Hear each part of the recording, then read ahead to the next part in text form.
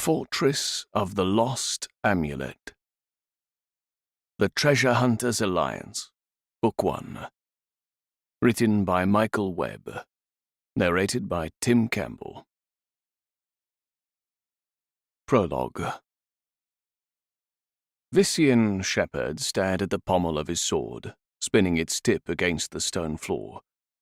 When it stopped, he gazed down the unique scrollwork along the length of the blade that had taken the lives of hundreds, possibly thousands. He took in a deep breath before blowing the air out of his lungs and looking up. Dozens of men and women stared up at the dais, waiting. He felt the question hanging in the air. Would his sword take another life? A man in the center of the room kept his head bowed. Chains held his arms behind his back. A red gash marked his forehead, surrounded by black and blue bruises that pocked his face. Despite his ragged appearance, the man was immense. Arms bulged beneath his ragged shirt. His thick neck sloped to massive shoulders. Vician stood. With his sword in hand, he descended the handful of steps to the waiting crowd. "Please, my lord, have mercy," a woman pleaded, tears brimming in her eyes. She stood to the side in a rumpled dress with her hands pressed together. "He's all we have."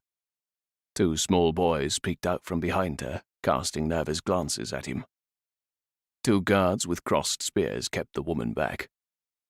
"Your husband defiled the Viper's name," his advisor, Quinnell, spat, stepping toward the woman. "He spoke out against him in the city square." The woman looked at her husband. "He's all we have," she repeated, her voice fading. The others in the room watched and waited for the Viper's decision.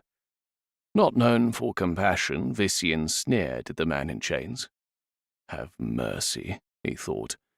A laugh escaped his mouth, and a smile tugged at half of his face. Now that's an idea. Vician faced the crowd and held up his chin. "I will have mercy on this man," he said, holding his hands out, one still carrying his weapon. "I will not have him executed." Gasps filled the room, and the people muttered to each other.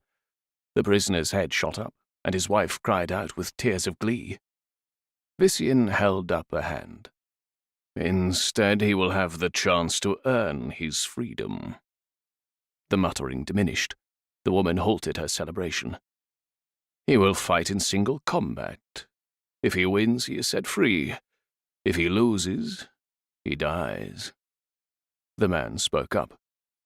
Who do I fight?" Vician took a step forward, staring back with an evil grin. "Me?" The man blanched, blood draining from his face. His wife's wail pierced the room. "My lord," the man said, his massive muscles twitching. "How is that mercy?" Vician shrugged. "Would you rather be executed now?" The prisoner's shoulders slumped. "I thought not." The Viper turned to his guards standing nearby. "Release him, and give him a sword."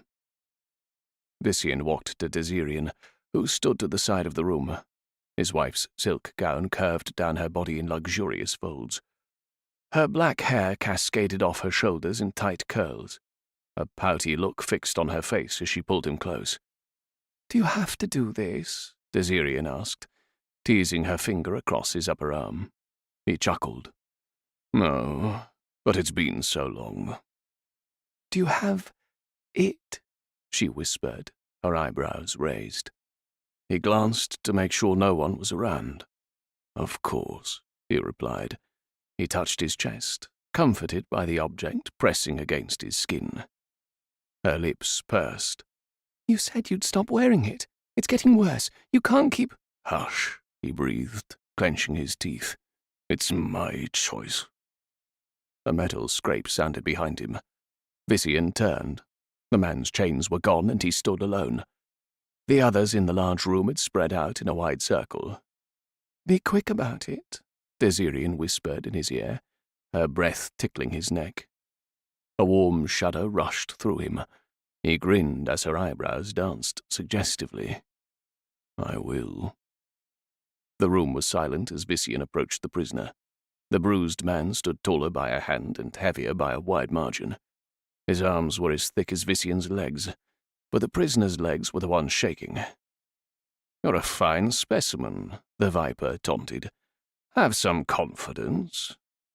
The man held his sword before him with both hands. Vician's blade whistled as it swung, cutting the air while he warmed up his arm. He settled into a crouch, standing just beyond the prisoner's reach, the object beneath his shirt, thrumming a faint pulse. He nodded.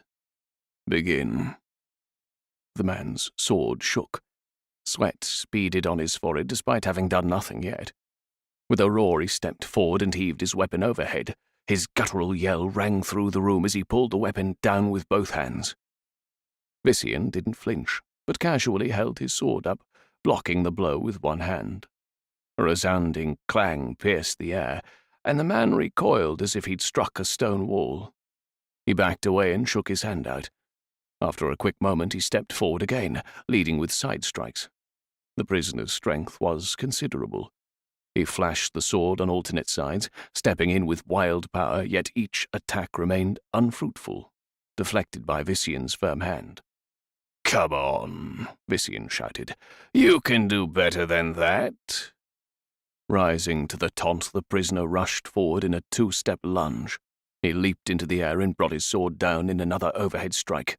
His roar was deafening. Vician marveled at the bravery. He would have made a fine warrior, he thought. It's a pity. He stepped to the side, avoiding the potential killing stroke. Without giving the man a chance to shrink back, the Viper attacked. His sword struck the prisoners with a deafening clash of metal, cleaving it in two. With his mouth gaping, the man dropped the broken hilt and tried to scramble away. His wife resumed wailing. Vician ignored the distraction. He raised his foot and kicked the man's chest. A sickening crunch of breaking ribs filled the air, and the man's body flew backward, sliding across the ground to where the circle of onlookers parted. Vician wasted no time, but marched after the man. The prisoner writhed on the ground, clenching his chest and moaning in agony. When the Viper arrived, he scrambled to a sitting position, wincing in fresh pain. "No one defiles my name and gets away with it," Vician growled as he bent over, his hand wrapped around the prisoner's massive neck. The man grabbed his arm with both hands, unsuccessfully trying to wrench it away. Power flooded through Vician's body. A warm surge of energy tingled inside as he pulled from the power of the object around his neck. The massive prisoner's body lifted. Extending his arm above his head, Vician stared into the prisoner's eyes, scared, helpless. He laughed. The man's legs flailed in the air just off the ground. His hands beat against Vician's stony grip, but the lord merely scratched his chin with his free hand. The observers had backed up, giving them plenty of space. The woman's wailing intensified, but sounded distant to him. His eyes narrowed. With a sneer and a grunt, he tossed the man headfirst into the nearby stone wall. The woman's shriek covered the crack of the man's neck. His body fell in a limp heap, limbs contorted in a gruesome display of death. Muttering resumed in the room, but the body remained motionless. Vician turned to Quinnell. "Hang his body in the square. Let the people of this city see what happens when they speak against their lord." His advisor nodded. Vician strode past the crying woman and her two children without batting an eye. His eyes locked on Desirian, waiting at the far side of the room, leaning against the wall. Her grin grew as he approached. "No one can beat you," she said, taking his hand and leading him through a side door. Vician brought his other hand to his chest, pressing it against the amulet hanging there. "That's right. No one." Chapter 1. 350 years later. "You're sure this is the place?" Peter whispered. He grimaced at the high crumbling stone wall above them. It was a familiar place, one Peter hurried by hundreds of times, never giving it a second look. Rylan grinned with anticipation, having led the four friends to the narrow alleyway behind the wall. The guy I followed came straight here from Banker's Row, opened a big fancy lock on the gate over there, and entered. Whatever he was carrying in that coin purse, I know there's more inside." Peter nodded, his stomach growling with a deep ache. "And you're sure we won't get caught?" Saphiri asked, chewing at the edge of her thumbnail. "Can't we just head back to the inn and earn some pinted playing Gamut?" "Gamut takes forever," Ryland said. "I'm telling you, this will be worth it. We need it. Our parents need it." Peter winced at the mention of parents. He glanced at Saphiri, but she didn't appear fazed by the comment. "We won't get caught," Kira soothed her with a smile as she tied her blonde hair up into a ponytail. Saphiri sighed in both agreement and defeat. "If you say so."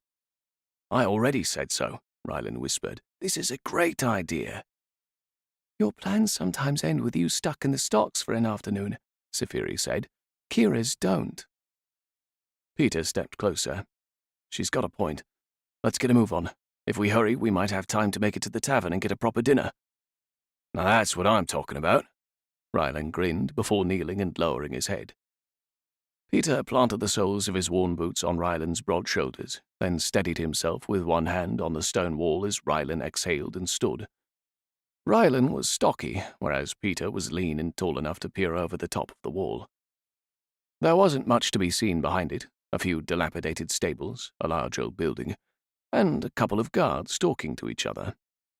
What exactly are they guarding? Peter wondered. Just that building? A powerful gust of wind would knock it down. "Move left," Peter muttered. Ryland grumbled, but teetered to the left until the nearest stable blocked Peter's line of sight to the guards. He clambered over the wall, then dropped onto a large supply barrel near the wall. He froze at the sound of his boots hitting the old wooden lid, but the guards didn't stir. The barrel put him another short drop from the ground, and when he stood straight he was tall enough to reach back over the wall and down the opposite side. Peter adjusted the coil of rope over his shoulder, hiking it higher. Their systems snapped into gear. Friends for years, the teenagers barely had to speak. Saphiri went next, up onto Ryland's shoulders, then grasping Peter's hand to get over the wall. Kira followed and landed gracefully on the barrel beside Peter. Side by side, they reached down and each pulled one of Ryland's arms, his height assisted by a running start and kicking off the wall. With some scrambling and struggling, he fit his toes into the features of the wall and hauled himself up. "All right," Ryland huffed. "Where do we think the stash is?" "Wasn't this your idea?" Saphiri glanced around, shoulders tense. "Well, yeah. It's not like I have a map of this place, though." "Let's get in upstairs," Peter whispered, pointing to the balcony ahead. "You can boost us up. Less likely for the guards to notice that way." "Ugh," Ryland's shoulders fell. "Again?" Staying out of sight of the guards, the four repeated the process, clambering up onto Ryland's shoulders to sneak onto the building's second-story balcony. Sweat dotted Ryland's shirt as he hauled himself up last. He was the strongest of the four, but the climbing always took a toll. Peter paused, crouched on the balcony, ears perked for any sounds of recognition, while the four friends waited, motionless. Satisfied with the silence, he placed the coil of rope onto the balcony with a muted whump, then nodded over his shoulder at his friends. Pushing open the door to the balcony, he crept into the dark hallway behind it. There wasn't much to see, dust and cobwebs overhead, a few closed doors, floorboards that creaked under his feet. Peter grimaced as he tried to move in silence. Where would the coins be stashed? It looked more like an abandoned lodging than any kind of functional building. Did Ryland imagine this guy and his coin purse? At the end of the hall, a light shone from beneath a heavy door. Not hearing any occupants beyond, Peter pushed it open but remained crouched in the doorway. A fire roared and crackled in the hearth behind a large dressing screen that divided the room. "There," Ryland whispered. He peered over Peter's shoulder, then nodded toward a small table next to an armchair. The heavy bag of coins had been left as if dropped by someone as he passed. Kira whispered. "Guys." At the rear of their group, Kira grimaced at the door itself. A carving of a serpent wrapping around a skull displayed above the handle, the symbol of the Viper Syndicate. Peter swallowed. A bit of thievery was one thing. Robbing the Vipers was another. "We should go," Safiri whispered. The pouch is right there, Ryland said. Let me grab it real quick. No way, Peter said. Seth's right. We should get out of here. Ryland pushed past Peter. He entered the room just as another door opened next to the hearth. Ryland dropped, cowering behind the armchair with eyes wide. Peter caught his terrified gaze and mouthed, Get back here! Ryland shook his head. He pressed closer to the armchair, then cut his gaze to the bag of coins. Idiot, Safiri whispered. He's going to get us killed. The new land rates will go into effect immediately, a man said as he approached the hearth, his head and shoulders visible above the dividing screens. He peered down at something beneath him that commanded all of his attention. The man was tall, with salt and pepper hair and small, dark eyes. Even from a distance, the firelight caught the gold detailing woven into his fine silk jacket. He stood straighter than his companions, two stocky lackeys who hung on his every word. Inform the farmers about the increase tomorrow. See if you can't get them to pay up front. A buck-toothed lackey laughed. The Lord of Commerce already agreed to it? Of course, the man drawled. He didn't exactly have a choice. Garrett Razor, Kira whispered. Peter's throat went dry. Not only were they in a Viper Syndicate facility, but their leader reviewed his plans next to them. Great. Get back here, Peter mouthed to Ryland again before pointing to the floor at his feet. Now! And that will be enough to keep our coffers full? The buck-toothed lackey asked. What about loans? The other man asked. Are we increasing the interest rates alongside the land rates? Razor laughed, but it was a dark, humorless sound. Not a bad idea. We'll see. Right now we have bigger things to worry about. He smoothed his hand over papers on the table. We're getting close. Close to something big. And once I have it in my hands, I won't need the Lord of Commerce at all. The Vipers will run Palenting. What do you mean? A lackey asked. Don't we already run the city? Ryland shuffled closer to the table. Don't, Peter mouthed. It's right there, Ryland mouthed back. Razor scoffed. Stoke the fire. I need better light. The men turned away while Razor's attention remained on the papers. Ryland looked ready to pounce, tense and coiled like a spring. Peter's heart pounded. He slowly shook his head. Ryland darted his hand out and snatched the bag off the table. The coins jangled in the pouch just as a log in the fire snapped and broke in the hearth, sending up a spray of sparks. This was it, Peter was sure. Finally, Ryland's impulsiveness would lead to them getting in trouble, real trouble, not just a slap on the wrist from the local guards. But Razor didn't move. Ryland broke into a grin. Despite his irritation, Peter couldn't deny that a good meal with the money sounded great. The Viper's leader sighed and turned away from the papers, arms crossed over his chest as he gazed into the roaring flames. Now, Peter mouthed. Ryland crept toward the door, staying low to the ground, as if that would keep him out of sight. He hurried forward, then grabbed the door handle. Peter grinned. We're going to make it.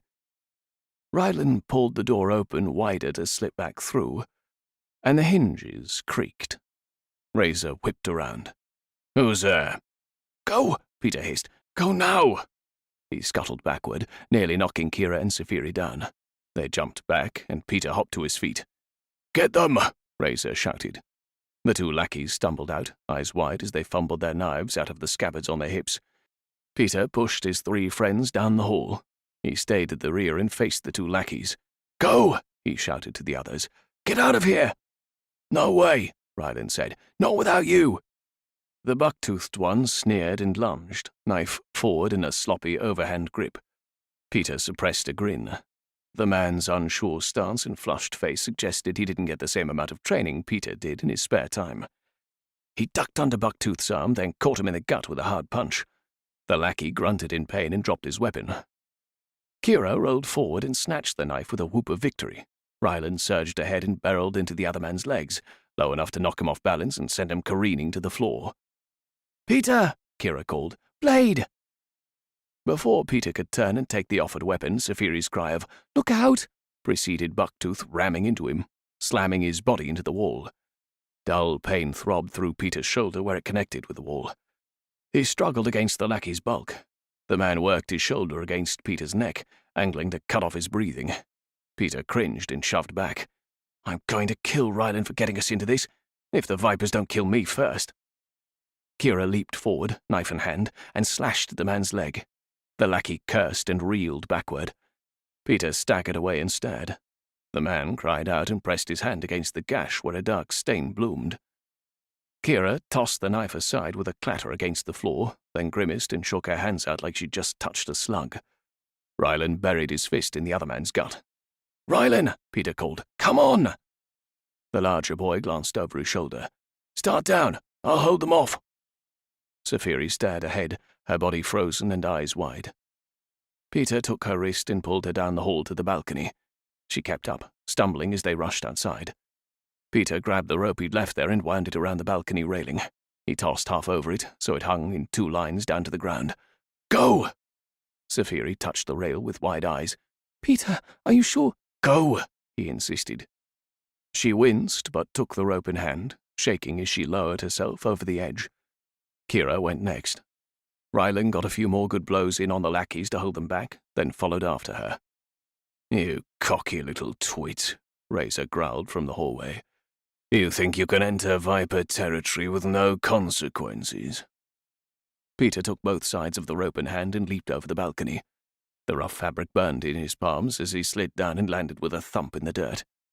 Rylan had already boosted Kira and Safiri over the wall. Peter pulled the rope through the creaking balcony railing and left it in a pile as Razor rushed onto the balcony. "Guards!" the leader of the Vipers shouted. "Guards, you useless morons! Get them!"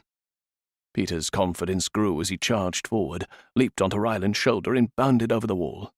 He reached down and hauled Rylan up and over as well, and then the 4 of them took off, sprinting through the narrow alleyways with Safiri leading the way.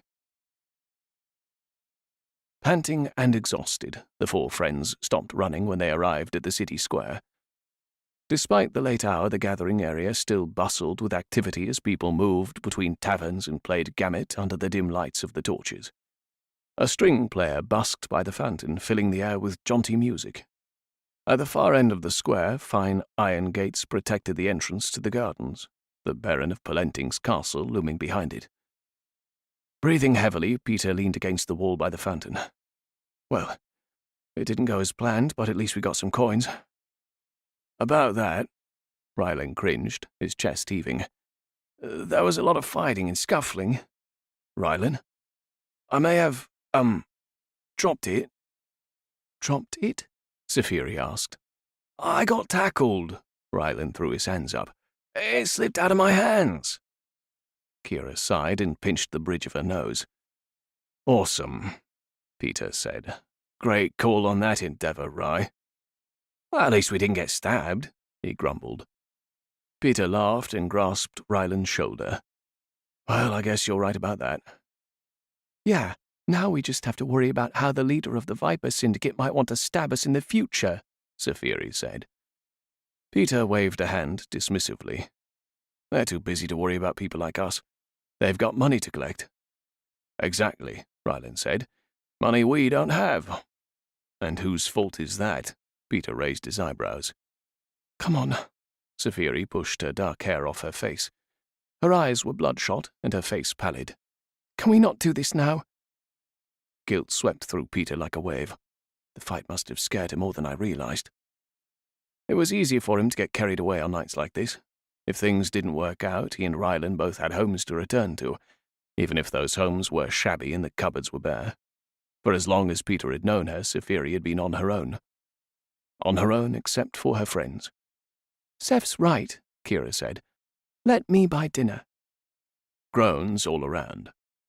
Even though it wasn't a significant expense for Kira, living as she did in the rich neighborhood of Peritil View, Peter hated depending on her to pay for them. Just for tonight, she said. You shouldn't have to. I know, Kira said, silencing Ryland with a wave of her hand. It's not a big deal. It's one thing to sneak some food from your family's kitchen, Peter said, but buying us a whole meal. I said it's nothing. Peter sighed, his shoulders falling. A rumble ran through his stomach. Guess that's what you get for hanging out with degenerates like us. Speaking of which, why do you even bother with us? Rylan asked. Your parents don't approve, and you could have the attention of anyone in Palenting. I don't want to hang out with just anyone, Kira said, resting her hands on Rylan's and Zephyri's shoulders. Everyone else I see only cares about appearance and money. Rylan held up a finger. I care about money. Kira laughed. Whatever trouble you three are getting into, I want to be there with you. I wouldn't have it any other way. Now come on, I'm hungry. Peter followed with the weight of disappointment on his shoulders. If he could find the right target with the right plan and the right skills, he could change his life, his parents' lives, and his friends' lives in one night. Tonight wasn't that night. Chapter 2. Peter's feet pounded on the uneven cobblestones of Palenting. The late Souther sun had not yet broken the horizon, and the morning air was crisp, burning his lungs as he ran. In a few weeks the season would change to weather, and the cold of the morning would remain all day. His morning routine took him on a winding path away from his family's farm in Lowside, north past the bureaucrats' homes in Dulrin Yard. He passed through the town square and turned west toward the artisans' shops in Brufek Heights. The streets were almost entirely empty, save for the workers leaving their homes, heading to their servant jobs on the wealthier northeast side. When he made it back home, the sun was creeping over the horizon, turning the dark sky warm grey and glimmering over the sea far in the distance. He paused outside the threshold, catching his breath and wiping the sweat from his brow. Morning, Peter, Winner said from across the road. Already finished? Not yet, Peter smiled at his elderly neighbour. You still practicing all that stuff my husband taught you? Every day. He pointed behind the house. About to go and work on it now, trying to get it all in before I'm expected at the mason's shop. Right, you're still apprenticing, yes? Winner heaved the basket of chicken feed higher on her hip. She was a short, wiry woman with a lined face and greying hair she wore cropped short. Across the road from Peter's farm, her property was substantially smaller. Peter nodded. I'm helping around the farm as much as I can, too. You know, if you need a hand with anything. He glanced at the chicken feed. Winner smiled and shook her head. I might be old, but I can still feed the chickens before I go to work. How are things for your parents? Peter pursed his lips. He didn't want to burden his neighbour with their family's woes. Things are fine. We're good. His shaking voice didn't convey confidence. Winner frowned. Well, tell them I said hello. Peter nodded and gave a wave, then hurried into the small barn behind the family house. The barn wasn't used for much more than storage. Peter's parents kept few animals, as the larger livestock became too much work as their health deteriorated. After their hens grew ill and died, they relied on agriculture. Amid the rusting farm tools and dusty yokes and harnesses, Peter stored a few heavy wooden training swords he and Rylan had carved together. They were roughly hewn and unbalanced, but it was better than no training at all. He still remembered the cadence of Winner's husband barking commands at him. Watch his form, his power, his stamina. The retired army captain trained him for years, at Peter's request. The daily regimen wasn't easy, and it only served to push him harder. Peter gripped the hilt of his sword and took a slow, steady breath. He widened his stance and held the weapon near his head, high up, pointed at his imagined opponent. With a flurry of movement, he dropped the blade, stepping and thrusting, settling into moves locked into his muscles from years of repetition. If he'd had an actual sword the previous night, things would have gone differently. Those vipers wouldn't have known what hit them. He pictured himself standing in the hall, sword drawn as the lackeys stammered in fear before they turned tail and ran. Instead, he was there, in the barn, swinging a stick around, already hungry despite the meagre meal Kira had purchased the previous night. He drew the sword down again. Strike, strike. He imagined the blade clanging against a foe's arms and chest. The sword felt good in his hands. It felt right. It felt better than the mason's hammer or the rickety plough he used in the fields. This is what he was meant to be doing. Training, adventuring, making a name for himself. Not stuck on the south side of Palenting stealing coins just to scrape by. Only one more year until he was old enough to join the Rhinorian army.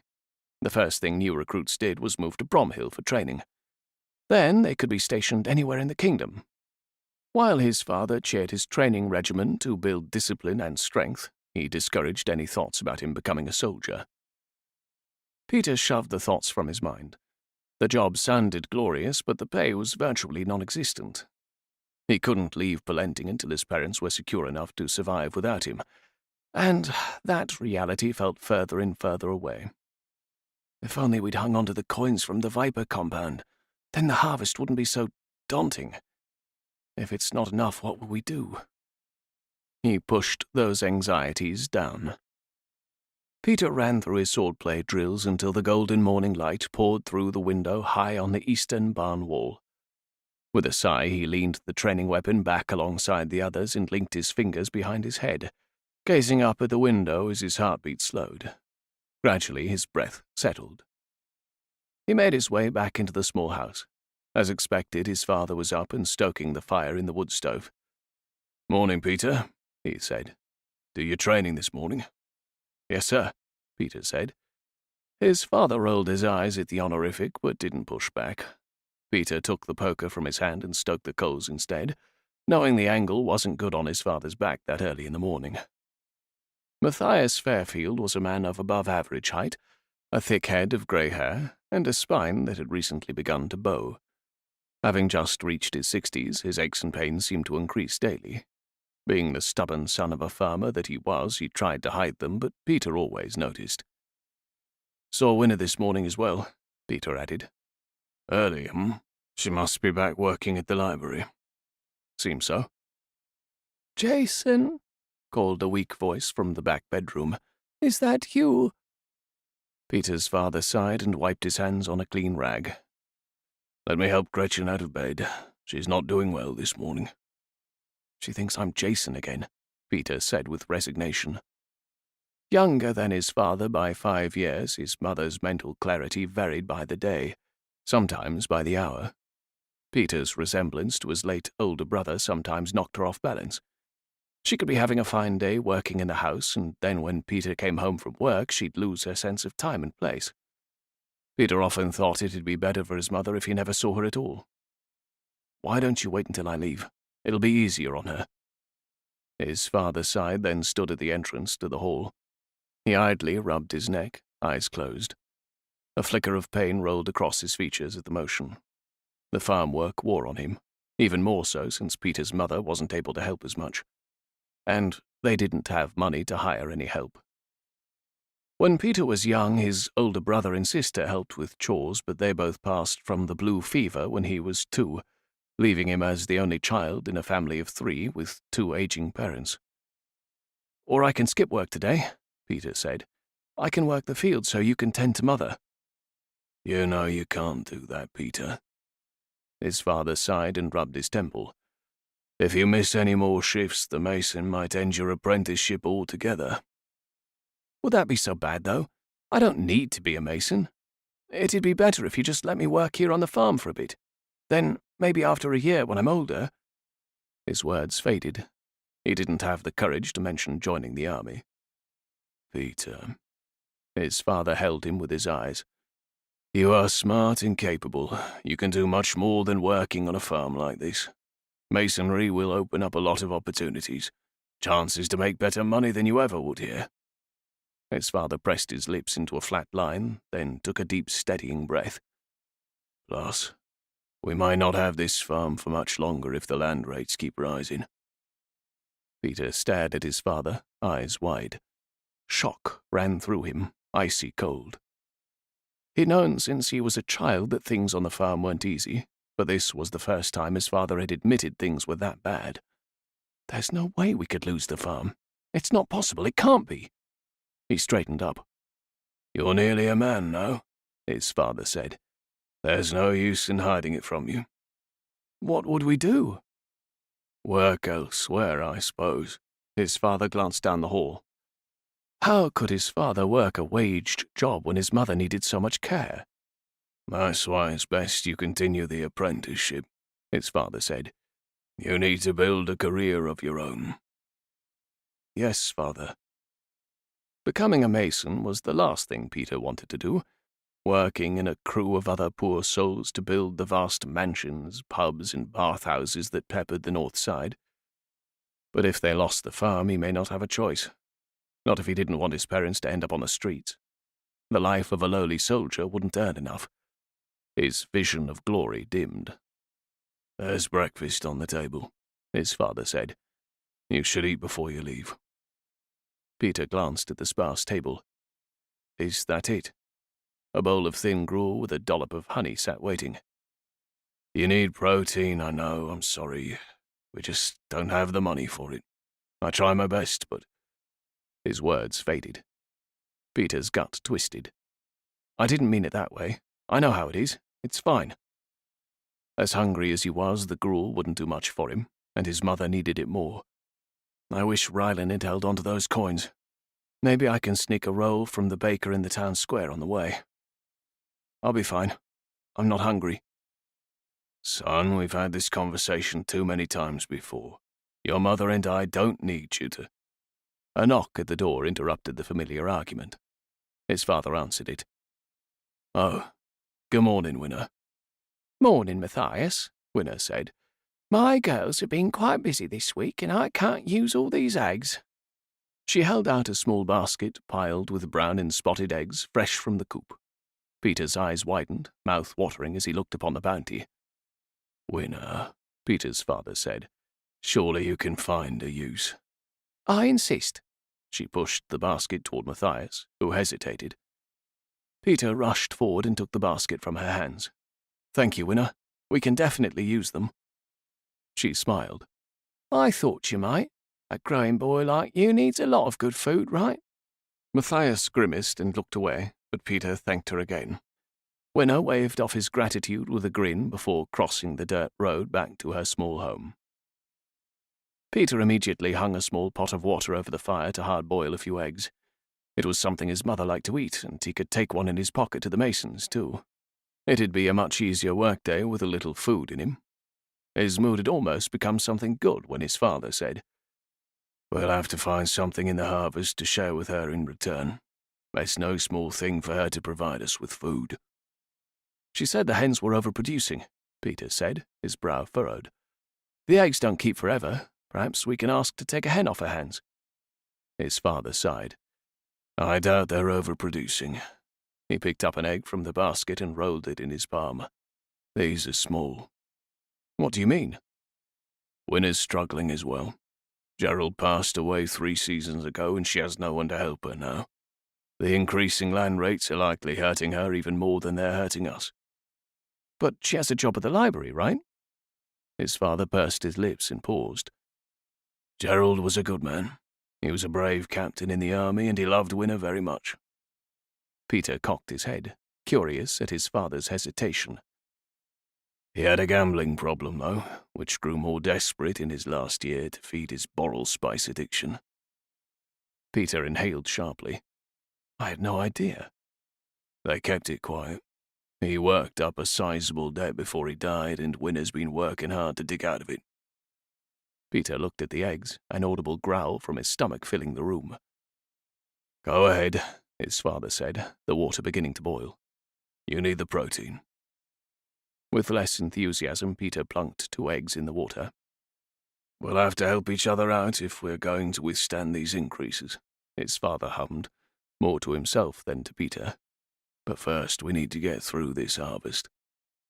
"Did you talk to Gavin about seeing if we could borrow an ox?" His father sighed.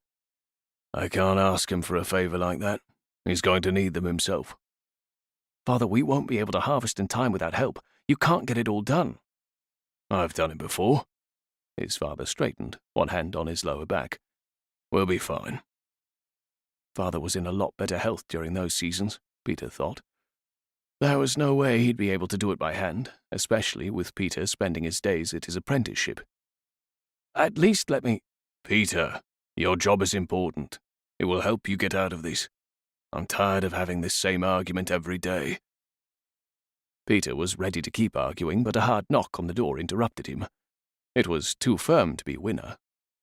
His father cursed under his breath. "Father?" Peter asked. "Quiet." His father squared his shoulders, then opened the front door. "Matthias Fairfield?" a man asked as soon as the door was open. He was a small, skinny man with a serious, lined expression and a heavy book in his hands. He peered down his nose at the book, trailing his finger over the records. "I'm a clerk from the Department of Commerce." "How can I help you?" Peter took a step back, not because of the clerk, but because of the two tall, stern men behind him in studded leather armor with swords sheathed at their hips. Why would the commerce clerk arrive with soldiers? "Our records show you're behind in your payments," the clerk said. "Substantially behind." "I'm aware," his father said. "I've been to the Department of Commerce already this season to discuss—" "I see that," the clerk interrupted. "You've been placed on payment plans and given multiple extensions." "I just need a little more time." The clerk pinched the bridge of his nose as if the situation were nothing more than an irritating discussion of prices at the marketplace. "Mr. Fairfield, you've had plenty of time. The Lord of Commerce has instructed me to collect the full payment by the end of the day, or else we will seize your home and land." Peter's heart dropped to his feet so fast it made him nauseous. "You can't do that." The clerk slid his gaze past Peter's father to peer at him, as if he hadn't realized Peter was there at all. "We certainly can, and if you can't pay, we must. This city doesn't operate on charity, you must understand." "We're not asking for charity," Peter said. "Just that Lord Dunn be reasonable." The guards stepped closer to the doorway, posing like sentinels over the clerk's shoulders. "Peter!" his father's voice boomed. Peter took an unsteady step back. It had been ages since his father had used such a sharp tone with him. His father turned back to the clerk. "Please, sir. The end of Souther is in 2 weeks, but we'll start harvesting today. The crops are close enough. We'll work straight through until it's finished and have the crop sold by next market day. That should be enough to cover our debt." "A third extension?" the clerk asked. "Please." His father's voice was small, a stark contrast to the way he'd silenced Peter. "This will be the final extension we need, I swear it." The clerk sighed. "Fine. 1 week." His father's shoulders slumped with relief. "Thank you, clerk, and please send my thanks to Lord Dunn." "Save your grovelling," the man said. "There will be no more extensions, and if you fail to pay your debts, no more mercy." Peter swallowed hard. The clerk turned on his heel and hurried away while the soldiers lingered. The taller of the two men grinned at them both, then struck father with a solid punch in his gut. "Father!" Matthias doubled over with a groan, clenching his gut as he staggered backward. Peter caught him with an arm around his waist, keeping him from collapsing. He glared at the soldiers, rage burning through him like wildfire. "We'll see you in 6 days," the soldier said before turning and strolling away. "Father, are you okay?" Peter helped him into a seat at the kitchen table. "I'm fine."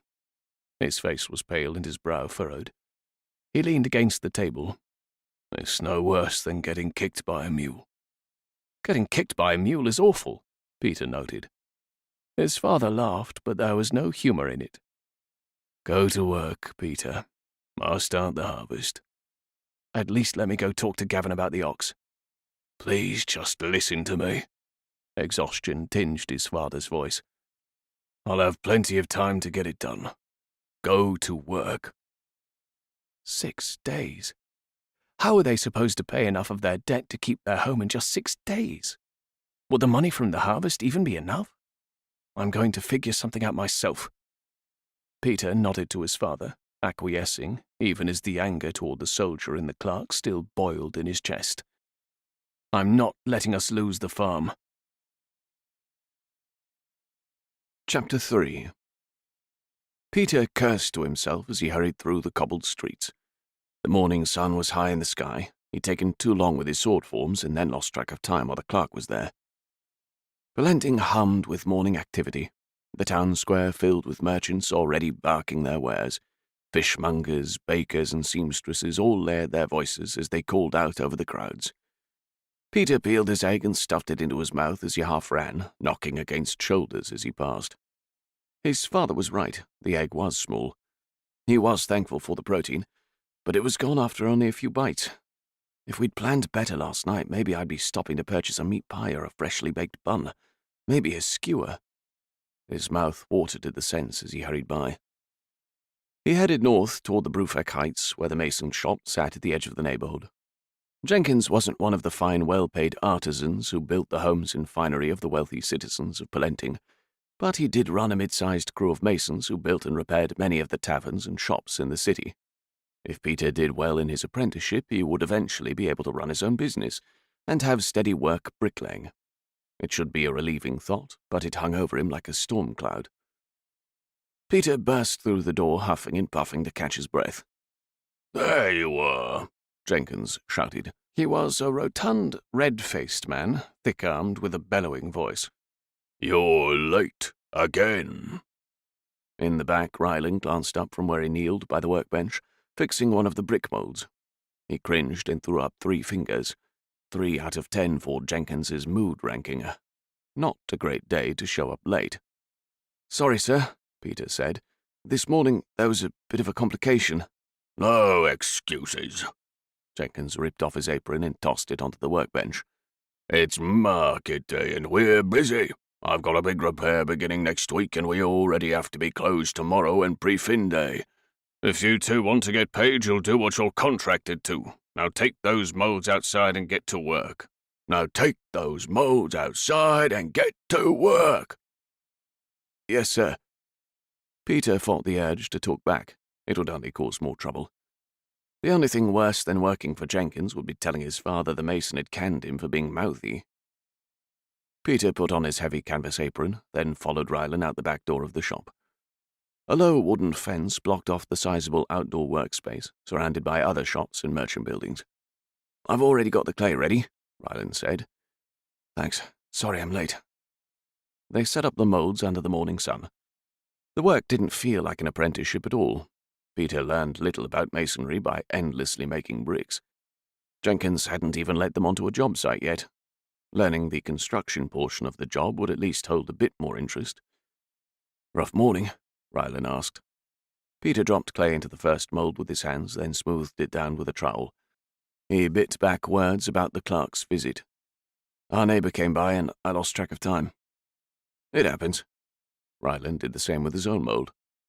For a while, nothing but the wet sound of clay dropping into the molds filled the air. Ryland sighed.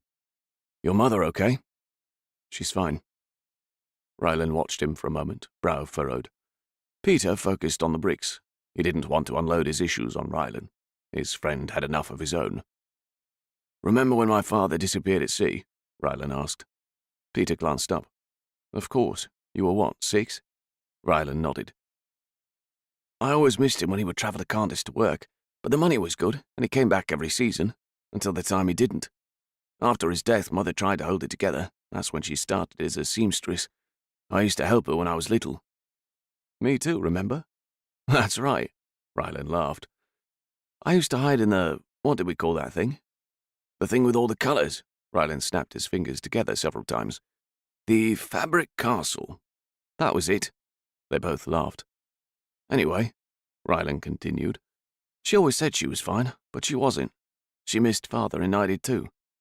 One night, years later, she finally broke down. She began to cry while she was stirring a pot of soup. I just sat there not knowing what to do. Finally, I rested my hand on her shoulder and the sobbing began. She leaned into me, soaking my shirt with her tears, and I just hugged her. It took about an hour for her to settle, and when she did, we talked." "About what?" Ryland smiled. "About everything. Sewing, girls, my future, food. She finally opened up about Father. She talked about how they first met and fell in love. She told me the ways I reminded her of him." Peter smiled, his hand resting on the wet clay molds. "It was one of the best moments of my life, there with my mother soaked in her tears." "So, what does that have to do with bricks?" "I know your mother's not doing well, and I want you to know it's all right to talk about it." Peter breathed out, his shoulders settling and his body relaxing. "Thank you. I know I can talk to you. You've always been there for me. And seriously, that means a lot. Best friends. Best friends." Peter smiled. "It's a good thing both of our parents pushed us into this apprenticeship." Ryland raised his eyebrows. "Are you serious?" If we're going to be miserable, we might as well be miserable together. Ryland laughed. For now, he added. He leaned in and spoke in a low voice. Only 1 more year. Peter nodded. You still running each day? Ryland's lips pursed. Not as much as I should. Come on, Ry. We need to impress them when we sign up. The army will take literally anyone, though. It doesn't matter if I'm fast before we begin. But we don't want to be just any regular recruits. We need to stand out so we can get the best assignments and most prestigious posts. That's why we train with the swords now. That's why we condition our bodies. Ryland bobbed his head and sighed. I know, you're right. I'll get back at it. Both boys shifted their attention back to the clay and returned to their monotonous tasks. While he would eventually make a fine soldier, Ryland's broad shoulders and bulky frame proved useful for masonry work as well. He lugged the bricks and supplies around with ease. Peter kept up well enough, but his tall frame and lean form struggled when things got heavy. They both spent countless hours laboring under the sun, but Ryland's tanned beige skin was a shade darker than Peter's. It was dull, repetitive, rhythmic work, and Jenkins was inside doing the more complicated tasks Peter thought he was supposed to be learning. It was easy to sink into his own thoughts as he formed the bricks. While calculating how much coin and food stores they would need to make it through the upcoming winter, a sneering voice jolted him out of his thoughts. Look who it is, the voice called. Fairfield and Burton are playing in the sandbox again. Peter closed his eyes, then took a deep breath. The day was already going poorly, so of course Ashton Dunn had to show his face.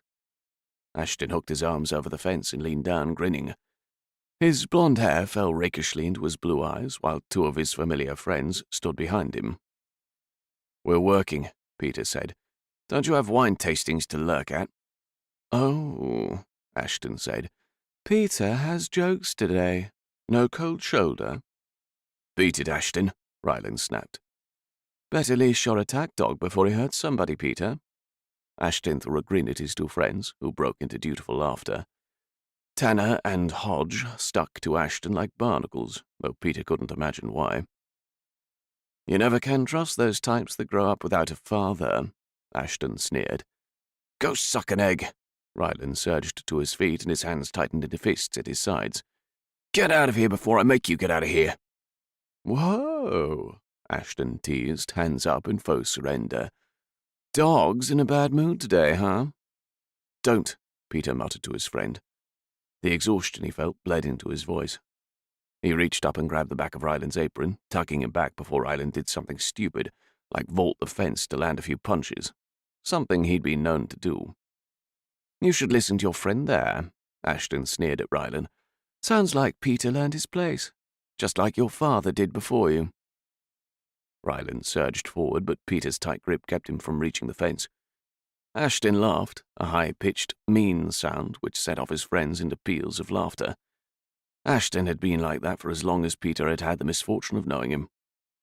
Cool it, Peter said to Ryland, straining to hold him back. It's not worth it. Yes, it is. Go back to your mud there, dog. Maybe it will help mask the stench of fish you've had since you were little. Ashton threw them a rude gesture, then wandered off, already recounting the jokes to his tittering friends. Ryland returned to the brick-making with a pinched expression on his face.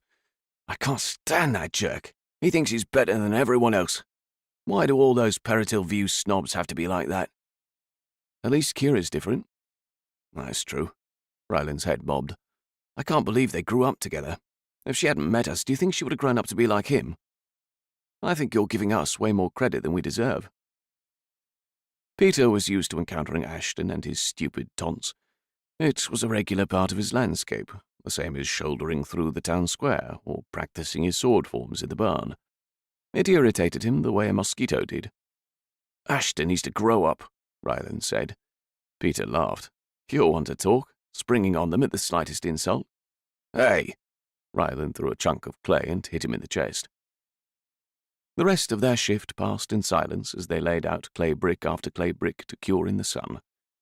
At midday, when the sun was high in the sky and blazing hot on the back of Peter's neck, they stepped inside for the sad excuse for a midday meal the mason provided.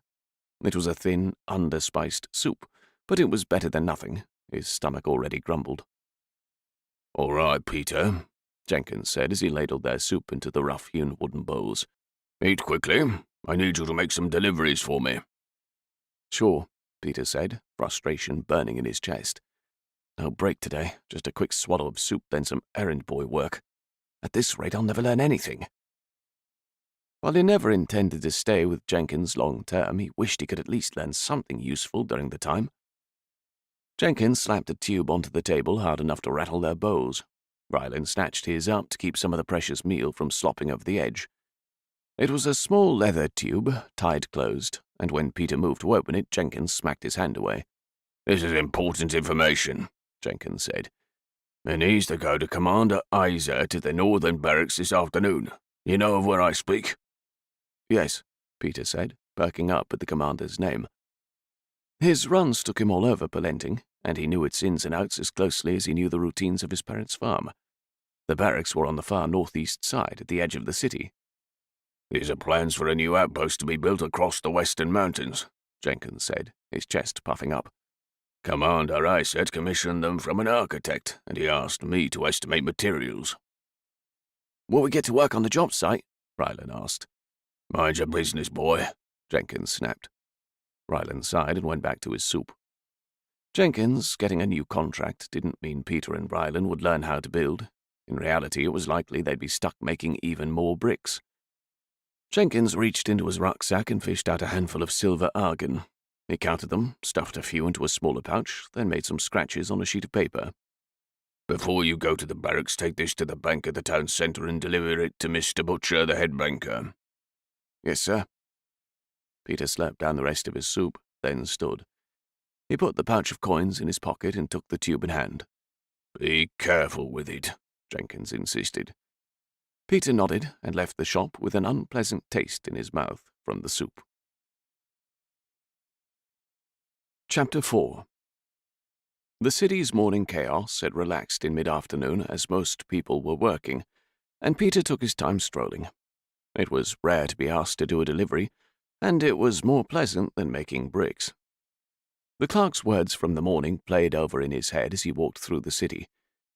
Thinking about his family situation left a sinking feeling in his gut, but the thought of visiting the bank gave him a trickle of hope. Maybe there's something this banker can do. Possibly we could get some of the debt erased or get a new loan or something. All Peter had to do was charm him, tell him his parents' story, and surely the man would help out. The bank overlooked the fountain in the town square. Made of the same white stone as the buildings of Peritil View, 2 statues of elegant falcons flanked its heavy wooden doors.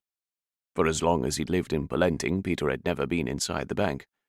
His family never had enough money to warrant an account there.